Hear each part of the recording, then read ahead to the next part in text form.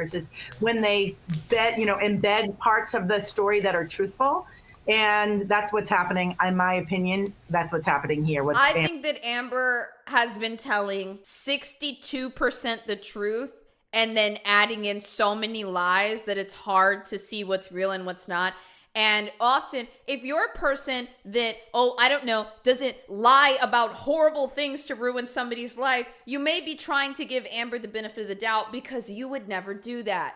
And it's hard to stomach that there are people out there that would do it. Hurts.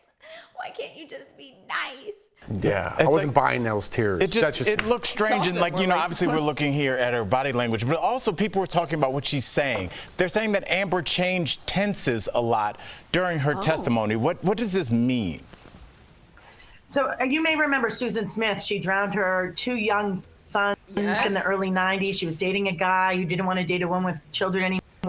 Susan Smith had these fake crocodile tears that we see with Amber on the stand. No tears, right? We have an ear, nose, and throat doctor for a reason. They're all connected. When someone cries, you see a deep swallow and tears. See that? And what Susan Smith said is, I loved my boys. They were still searching for her boys. She used the wrong tense. We look for the wrong tense. What's happening here is Amber is saying, he slapped me, slap. So past tense to past tense to current tense, and this is ebbing and throwing through all of her stories. As you go. And as a matter of fact, she didn't even say he hit me. Jennifer Pan did this quite a bit. It changes all throughout because when they push her on things she wasn't prepared to answer, she's making it up as she goes. I don't think you understand that. You guys don't understand that you do understand, but the magnitude of which Amber's direct examination was her biggest chance. I'm telling you, I'm putting my name, there's nothing, I don't know anything else that could possibly come out. Her direct examination was her biggest shot, and nobody is buying it. Amber's fucked when it comes to this cross-examination. It doesn't matter if she wins the trial, her reputation is destroyed, gone, kaput, boom, done, it's over, it's done. She left out that pronoun, so that wasn't even in there. I actually want our viewers to see that since you brought it up. We have some footage of that. Okay. It was that simple. I just laughed because I thought he was joking. She sounds like Casey. And slapped me across the face.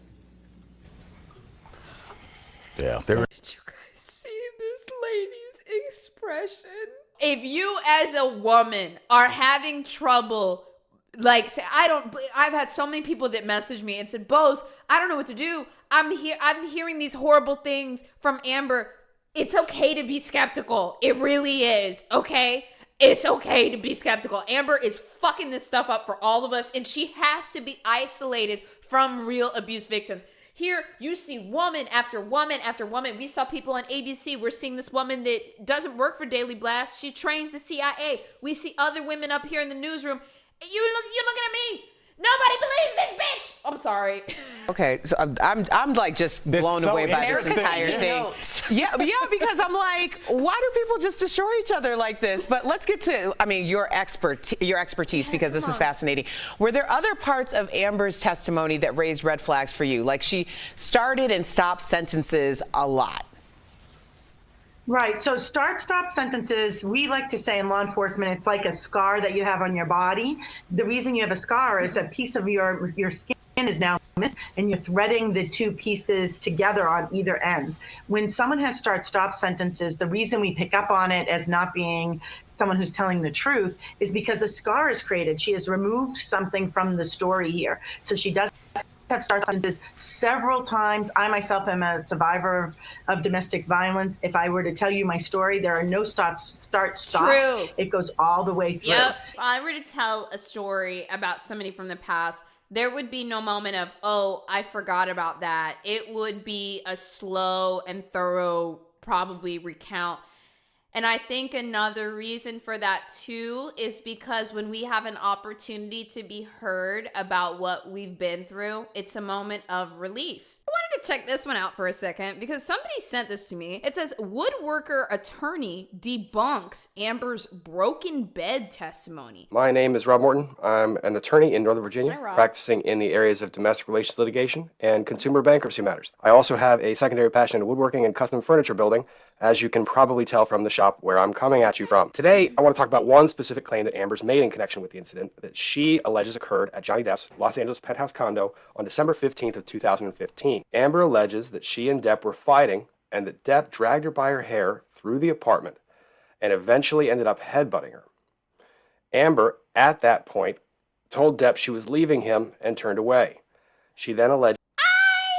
You remember how I talked earlier? I said, raise your hand if you hate yourself and you blame yourself for everything. Let me get some ones real quick if that's you and you're in here. I kind of started to categorize this as internal blamers and external blamers. Amber's for sure an external blamer. Nothing is her problem. Everything is everyone else's fault. She is perfect. She is holy. They did it, not me. Well, she entered a relationship with an internal blamer. And so when bad things happened and the next day Johnny was like drunk, Amber was actually, now don't get me wrong, like some people are legit like pieces of shit when they're drunk, okay? Like me, actually, I'm just gonna tell you guys this. I think I'm a piece of shit when I'm drunk. That's why I'm always like, I gotta stop drinking, bro. I don't think that was the case with Amber and Johnny, okay? I think Amber was actually the one that turned into the monster when she drank. So afterwards, Amber, as an external blamer, is able to push all of the blame onto Johnny, and he accepts it. Because he's not used to blaming other people for his problems. He thinks he's always the problem. So that's how he kind of created the, oh, I have this monster, I'm this monster. Every single time after an altercation, Amber was able to convince Johnny that it was all his fault. I think that she really got off on her high horse and she thought she would be able to convince everybody that it was Johnny's fault. It always worked on Johnny. It worked in a few people around the circle of Johnny, and she really thought that the whole world would believe this shit. She then alleges that Depp pushed her onto the bed in the second bedroom, pushed her face down onto the mattress, and that he put his knee on her back and other foot onto the bed frame while punching her in the back of the head repeatedly. This just doesn't She sound alleges like that his this, the foot on the bed frame, caused the bed frame to splinter or break. Okay, dude, this is the other thing that's fucked up about it. I am such an internal blamer that if the next day somebody told me that I did that, if you could gaslight me into believing that I did that. And like, that's what's fucked up. And I think that that's what Amber was constantly doing to Johnny. Like, constantly. She used interchangeably in the UK and the US litigation. She then states that she can't remember what happened next, only that she remembers some time passing and her friend Rocky Pennington coming into the room to find her on the floor. Here's the issue I noticed when listening to her testimony on this specific incident. The bed, quite simply, could not have broken in the manner that Amber describes. First, let's listen to Amber describe the scene, or at least identify the photos so we get some context for what we're about to see. Will you please tell the jury what this is? Okay, Wood Poppy, what's the answer? That's the bed that Johnny broke while on top of me. Well, how are you going to take pictures of the bed but not the back of your head? That doesn't make any sense. Okay, so now we have the photo that identifies the bed itself. Let's take a closer look at that and see if we can't see some more information about it, or at least get a little bit more context, okay? This is what's in evidence in the Fairfax Circuit Court trial. I'm listening. This is also the photo that was introduced in the UK trial. Now, this photo tells us a bunch of information about the bed itself. One, we know that this is the foot of the bed. You also know that this bed is constructed via essentially timbers. Here's something that we discovered in the Fairfax Circuit Court case. Okay. And it was discovered incident to various motions to compel and motions for sanctions regarding the metadata that was released. The metadata indicates that this photo was taken on December 16th of 2015. Now, you'll remember that Amber described the events as taking place December 15th in the evening. This photo was not taken until the very next day. Now, let's take a closer look at the bed.